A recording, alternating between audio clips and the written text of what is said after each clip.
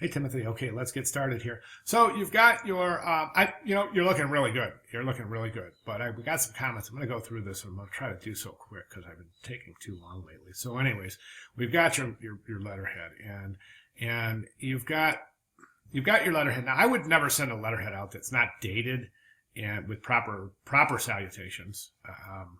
That's full names or titles, dated with closing and everything else that you need in a properly formatted business letter. Then you have your resume. But then there's something I want you to notice here, or I've noticed immediately, is that this resume look like it was designed by this person right here? So this is your title page of your portfolio. So that's your branding. That's your logo. That is what your branding should be built on, is that right there. So you've got like these colored swooshes over here, and this purple and this color swoosh over there. Those are out. They have to be out because that's not part of this. This is your branding right here. So I see you've done that here, but now that creates this confusion because you just said, here's my resume. Then over here you're saying, no, here's my resume. There are two different resumes. So try to iron that out.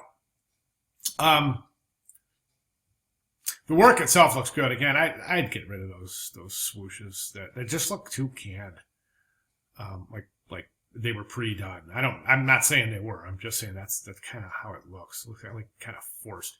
Okay, so you have corporate design. Now, corporate design, what you should do in corporate design is you should build up your branding on one basic corporation, and that would be, in this case, I'd say that would probably have to be Arizona and Ditech.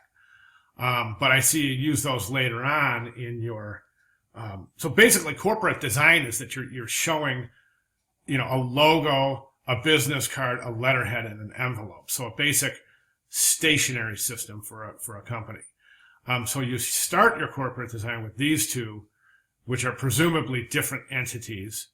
Then you go here to a third entity. Well, this whole 2 pages here should be on the same. So you're showing that you understand how to create a corporate branding for a company. So you would go logo, letterhead, business card, envelope for the same company. Okay, so you're going to have to iron that out too, because I see you've used Arizona a little bit later on, I believe, in the portfolio. This piece looks great.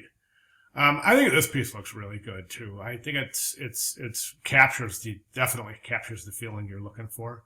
And then here again, here's Arizona again. So, collateral design, you have your poster. This is a good idea, turning one of your pieces or one of your illustrations into an actual commercial piece. Very good idea. So what you have here is your poster, but you've got the logo hanging halfway off the poster right there. So that's kind of curious. This piece looks fantastic. I really like this piece. I love it a lot. And I do this piece as well. So, and then we're going to feature these pieces in a different way. I think it's interesting to put electives in the middle of your presentation. I think that breaks things up quite a bit. I think that's pretty cool. I'd like you to show these even bigger. Maybe 4 of these or 6 of these on a page. On a whole page. I mean, this is the stuff portfolios are made of right here. I mean, shows process and intent, and that shows that you're thinking through your designs, not just designing. So that's important. This piece looks very good. Good continuation, good harmony between the pages in that piece. I think this is fantastic. We're going to definitely try to feature that piece. Again, that's a good piece. Good job. Good job showing the die line and understanding the commercial end of setting up your files. And then your electives are fantastic. So the work itself is great. I want to talk real quick about the setup and using the grid. Page size is phenomenal. Page size is phenomenal because it's very versatile. So if you set up at a page size like that, okay, so there's my playing field. Everything I'm on my page, every page is going to fall in that area. And within that area, I'm going to create, let's say, a 4-column, 2-row grid. So one square here, one here, one here, one here.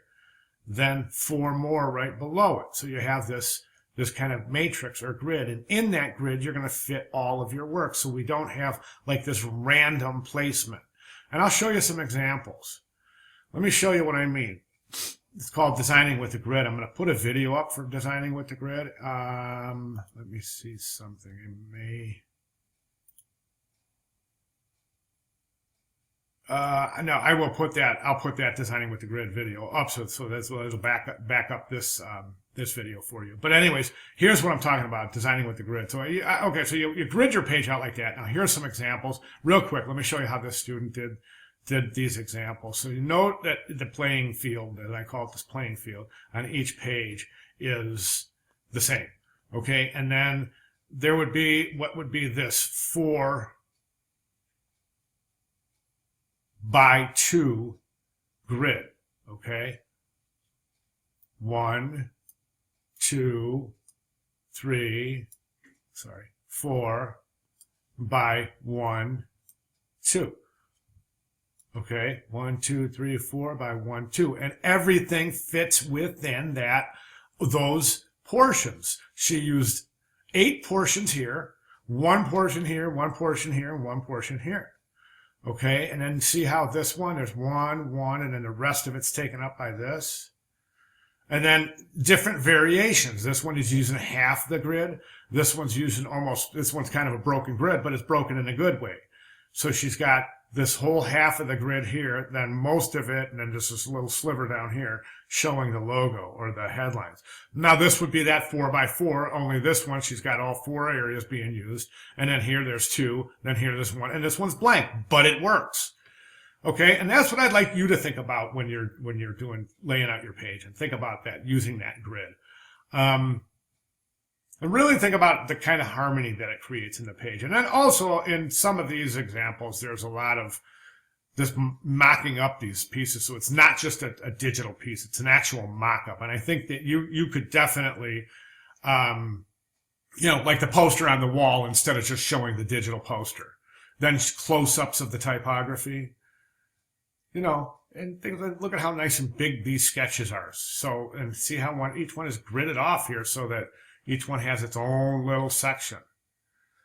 All right, and I'd like you to think about that kind of grid system for your work. And again, I'm going to place a video in the announcement so you can see it. But other than that, the work is fabulous. So this page, for example, you could take this and you could take that one, that whole book cover, and put it right up there. Then put little pieces down there. That, for example, that's a really interesting piece. You could blow that up and put it down there. This guy is great. He could take up one in a quad. You see what I'm saying? That way you're showing the whole thing, and then parts of it kind of zoomed in that that warrant a closer look. Those 2 dudes up there are awesome. You see what I'm saying? And the same thing with all of your pieces. Now, again, there's a lot of different ways that you can represent your work. This student did a lot of mocking up. Let me show you the business cards, for example. I think that's a really good example of, okay, instead of just showing the digital business card, you've got this beautiful mock-up. Then you've got, all sorts of different mock-ups right in the magazine itself. And, the identity for corporate identity here. Let's go over there and take a look at that, because this is the corporate identity. So if we take a look at, you can kind of see how your corporate identity is a little bit difficult to follow, and then see how this one is just, okay, wow, this is it. This is their identity package. Plain as can be. There's a nice mock-up on a window, nice close-up of the envelope. So do you see what I'm saying? I hope you understand what I'm saying. It's just such a beautiful presentation. I'd like to see you give it a shot. If you want to, if you need help or you want to run some things by me, I'll be here. I know we're getting ready to wrap this class up soon, so I'll be all over this stuff for you guys. So I hope you understand what I'm saying. Listen, I think your work is outstanding right now. I think that we're really, really close here to getting a nice portfolio. Okay, so if you have any questions, comments, or other, please give me a holler. Okay, thanks.